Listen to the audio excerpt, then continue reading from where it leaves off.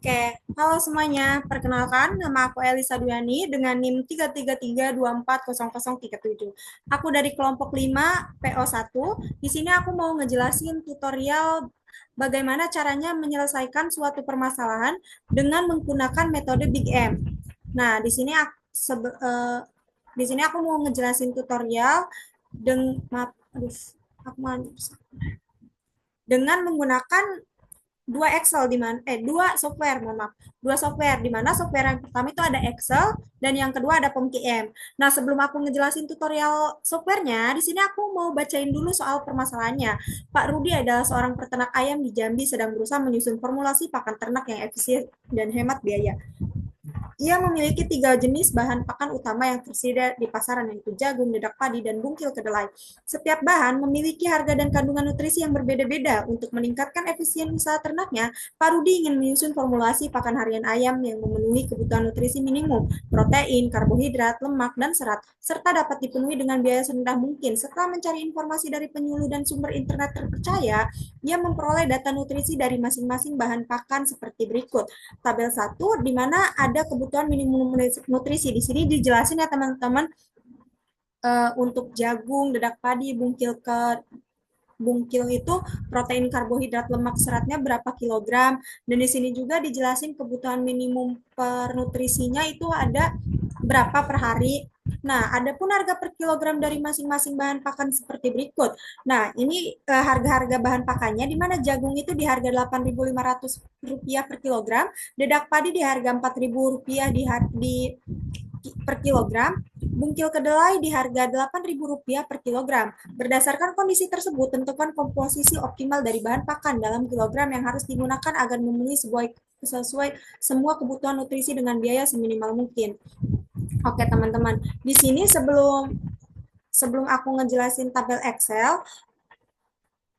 ya di mana tabel Excel tuh yang pertama, software yang pertama, aku mau ngejelasin dulu bentuk umum dan bentuk baku, karena sebelum pembuatan tabelnya kita harus membuat bentuk umum dan bentuk baku dari soal permasalahan yang tadi telah aku bacakan, teman-teman. Di mana tadi tuh Zemin 8,5x1 plus 4x2 plus 8x3 ini tuh dari harga per kilogramnya, teman-teman. Harga kilogram jagung, dedak padi, dan bungkil kedelai. Kalau di tabel kan pakaiannya ribuan ya, teman-teman. Cuman di sini aku perkecil angkanya supaya nggak terlalu banyak angka. Di sini kenapa menggunakan koefisien X1 plus X2 plus eh, koefisien X1, X2, dan X3? Karena memang aku sebenarnya terserah mau pakai koefisien berapa, cuman di sini aku pakai koefisien X1, X2, X3.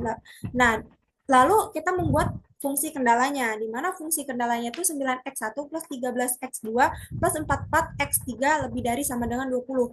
Nah, fungsi kendala ini didapatkan dari tabel yang pertama, teman-teman, di mana kebutuhan minimum nutrisi. Di sini kan protein. Nah, 9x tadi itu X1 yang aku sebutin itu dari protein yang jagungnya, protein 9 kilogram, 13 kilogram, 44 sama lebih dari sama dengan 20. Kenapa aku pakainya lebih dari sama dengan, teman-teman? Karena di sini kan dicari seminimum mungkin dari data yang telah disediakan. Makanya kita menggunakan lebih dari sama dengan, karena kita bakal mencari angka yang lebih dari data yang telah disiapkan. Begitupun dengan 2, dengan 3 dan 4 itu diambil dari data karbohidrat, lemak, dan serat, teman-teman. Nah, yang kelima ini fungsi kendalanya X1, X2, X3 lebih dari sama dengan 0. Kenapa? Karena kita mengambil koefisien yang kita gunakan, teman-teman, di nomor 1 sampai 4. Nah, kita menggunakan koefisien X1, X2, X3, maka kita tulis ulang X1, X2, X3 lebih dari sama dengan 0. Setelah bentuk umumnya jadi, lanjut kita membuat bentuk baku dengan fungsi kendala.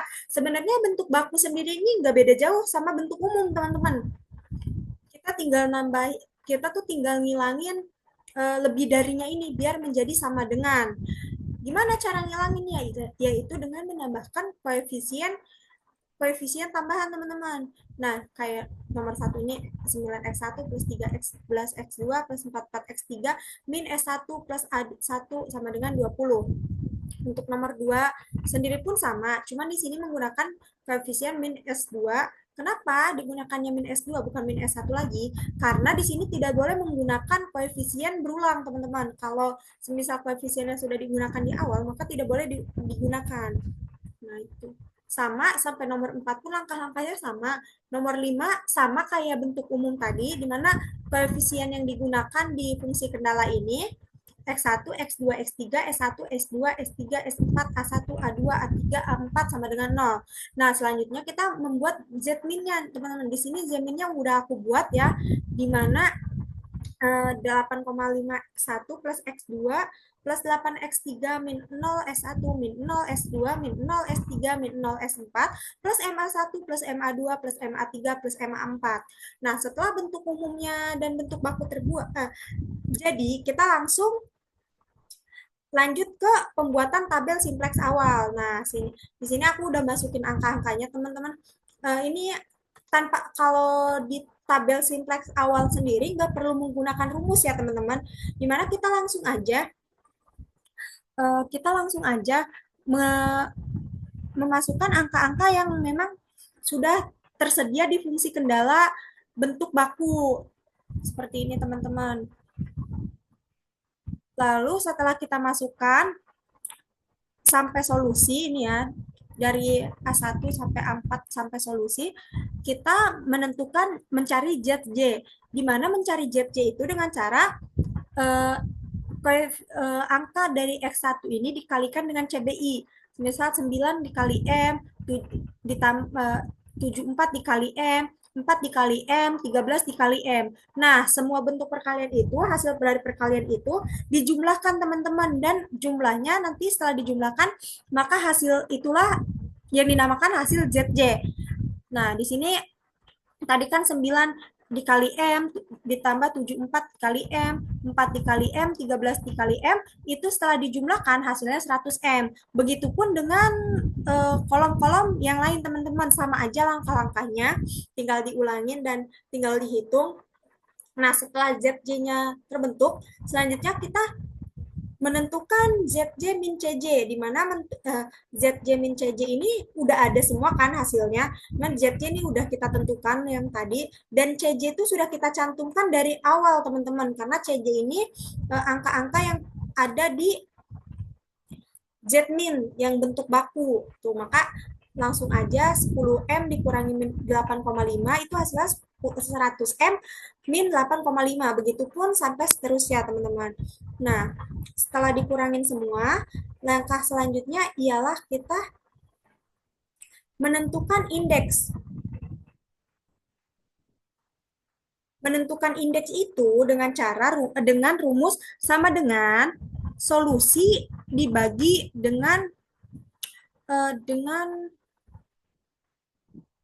kolom yang paling besar, teman-teman, dimana aku memilih X2.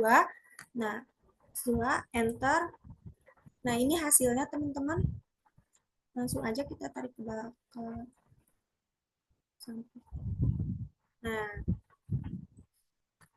Nah, untuk hasilnya ini, setelah menentukan hasilnya, maka kita menentukan baris kunci, di mana baris kunci itu ditentukannya dengan memilih angka di indeks ini, hasil dari indeks ini yang paling kecil. Di sini kan paling kecil 0,83. Nah, maka baris kunci dari sini tuh 0,83 dibarisan ke 4A4. Nah, kita blok dan kita warnain. Ini aku warnainnya warna pink. Warna pink. Ini baris kunci dan warna hijau ini kolom kunci, teman-teman. Nah, yang di kuning ini 18 ini adalah pertemuan antara baris kunci dan kolom kunci, di mana dinamakannya elemen kunci, teman-teman. Sini makanya aku ubah warna, sini namanya elemen kunci. Nah, setelah simplex awal selesai, kita lanjut ke iterasi 1, di mana di iterasi 1 itu karena kan tadi di baris A4 ya, teman-teman, apa sih baris kuncinya. Nah, maka itu baris keempat ini baris kuncinya kita ubah, teman-teman. Jangan sama kayak tadi. Kita ubah jadi X2, di mana X2 itu angkanya CBI-nya 4. Karena kan koefisien X2 itu 4 ya, teman-teman, di depannya. Nah, kita samakan. Untuk rumusnya di sini tuh, untuk rumusnya seperti ini teman-teman. Aku jelasin untuk rumusnya itu untuk menentukan baris ini ya teman-teman, sama dengan nilai lama ini yang tadi kita cantumkan di awal, nilai lama dikurangi buka kurung 2 kali dikurang dikurangi, lalu kita pilih kolom kunci yang pertama teman-teman, kolom kunci, lalu dikali dikali dengan nil baris baris kunci tutup kurung dibagi dengan elemen kunci tutup kurung lagi. Nah, setelah itu, setelah rumusnya ini, kita lakukan penguncian. Untuk penguncian E14 itu dilakukan sebanyak 3 kali, 1, 2, 3. D17 itu 2 kali, E17 itu sebanyak 1 kali. Nah, setelah itu hasilnya, lalu setelah hasilnya temukan, kita tarik sampai solusi, teman-teman. Yap. Nah, seperti itu. Seperti itu, teman-teman. Begitupun dengan A2, kalau A2 sendiri juga sama, cuman kita pakainya baris lama yang di A2 ya, teman-teman. Tapi buat rumusnya sama, yaitu, oke, aku ulangin aja ya, teman-teman.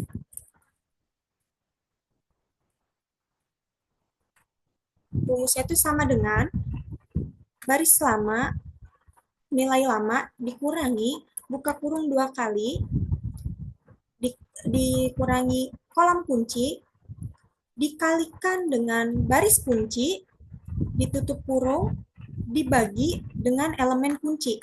Nah, setelah rumusnya dibuat, kita lakukan penguncian terhadap kolom-kolomnya 3 kali. Untuk D17 sendiri itu 2 kali, itu 2, ini sekali. Enter. Nah, lalu diblok ke samping dan dimana hasilnya seperti ini. Begitupun dengan A3 sama aja rumusnya kayak A1 A2. Nah, cuman yang beda di sini karena kan yang tadi diganti sama kita tuh X2 ya, teman-teman. Tadi kan di sini kalau di tabel simplex awal itu pakainya A4. Nah, kalau di iterasi 1 itu kita pakainya X2. Makanya dari itu rumusnya beda, teman-teman. Enggak kayak rumus yang A1 A2 A3. Beda itu rumusnya itu gampang, teman-teman, di mana sama dengan baris kunci dibagi dengan elemen kunci. Lalu elemen kuncinya kita kunci sekali, 1, enter. Nah, setelah hasilnya ditemukan, kita tarik ke samping, teman-teman, sampai solusi. Nah, setelah itu hasilnya ada. Dan kita selanjutnya menentukan ZJ, di mana ZJ itu kolom dikalikan dengan CBI lalu dijumlahkan. Hasil pengkaliannya kita jumlahkan, di mana di sini hasilnya 27,77 M plus 2,8. Begitupun dengan yang lain. Nah, setelah ZJ eh, setelah ZJ-nya kita ketahui, lanjut kita menentukan ZJ dikurangi CJ, di mana CJ-nya itu yang di atas ini, teman-teman. Nah, Z-nya yang di sini, ini hasilnya 27,77 M plus 5,61. Begitupun dengan seterusnya. Nah, kalau misal sudah ketemu, itu selanjutnya kita menentukan indeks. Kayak tadi, teman-teman, indeks itu adalah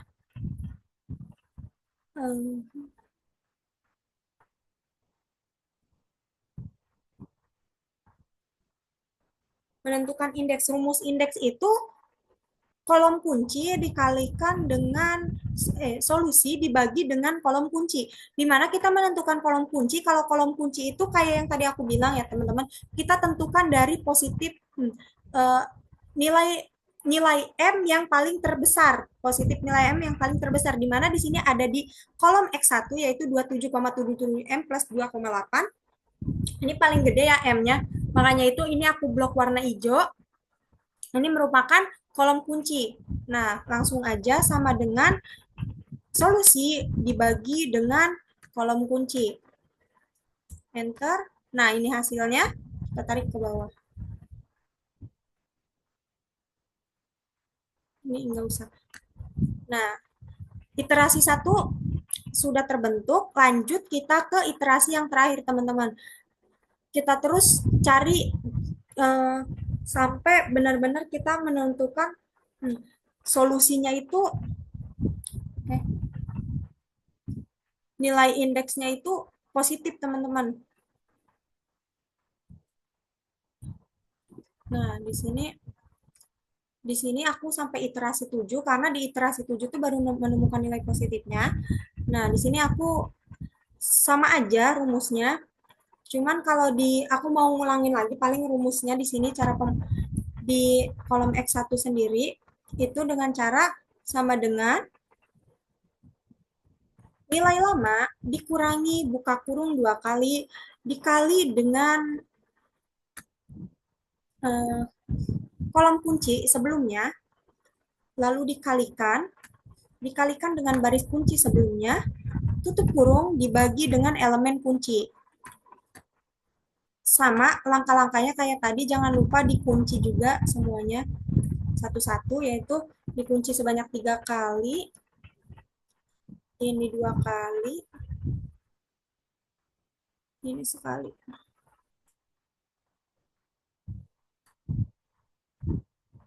Nah, setelah hasilnya kita blok ke samping.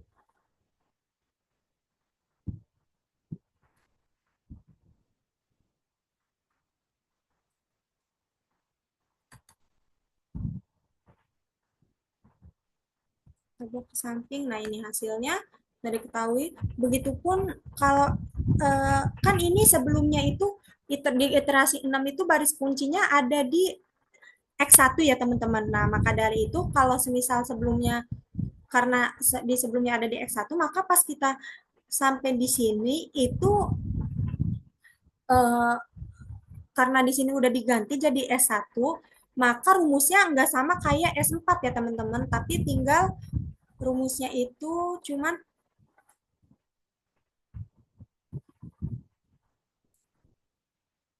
sama dengan baris kunci dibagi dengan elemen kunci. Ini simpel banget ya rumusnya, teman-teman. Lalu dikunci sebanyak 1 kali. Ya. Lalu ditarik ke samping.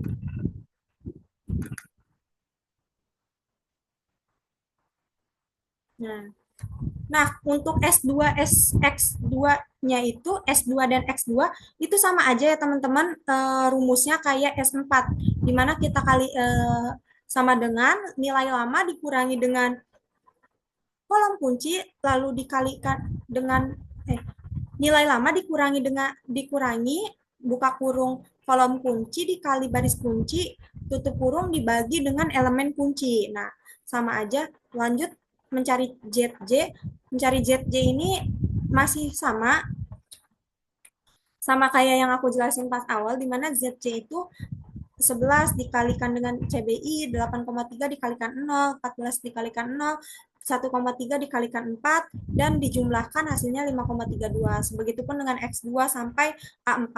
Nah, ZJ sendiri, ZJ dikurangi CJ, itu di sini ZJ-nya udah tertera 5,32, CJ-nya 8,5, hasilnya min 3, min 3, ini koma ya, teman-teman ya, koma 18. Dengan selanjutnya, nah, gitu pun semuanya udah ya, teman-teman. Kita udah menemukan solusi akhirnya yaitu 6,67. Lanjut ke selanjutnya yaitu ke software yang kedua, di mana software yang kedua itu POMKM. Sini lanjut ke software kedua.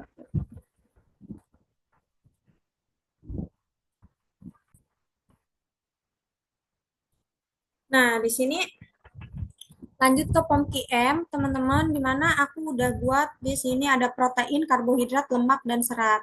Dimasukkan nilai yang tadi, yang kayak di tabel, di mana X1-nya 9, X2-nya 13, X3-nya 44 untuk protein, dan untuk karbohidrat X1-nya 74, X2-nya 66, X3-nya 22, dan untuk lemak sendiri itu X1-nya 4, X2-nya 3, dan X3-nya 1.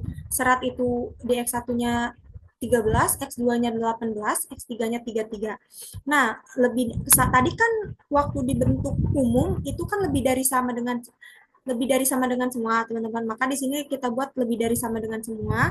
RHS-nya itu nilai minimum per hari yaitu 20, 60, 5 dan 15. Nah, di sini ada minimum, di minimumnya itu ada 8,5, 4 dan 8. Lanjut setelah sesuai dengan tabel Excel, langsung aja kita solve. Nah, Nah, di sini langsung kelihatan teman-teman di mana RHS-nya solusinya sesuai ya teman-teman 6,67 sama kayak yang di Excel tadi. Jadi berarti sesuai dan berhasil kali ini tutorialnya. Mungkin dari solusi akhir yang didapat itu 6,67. Mungkin dari aku cukup segitu aja buat tutorialnya. Semoga dapat dipahami dan dimengerti. Kurang dan lebihnya mohon maaf. Dadah semuanya, makasih udah nonton sampai akhir.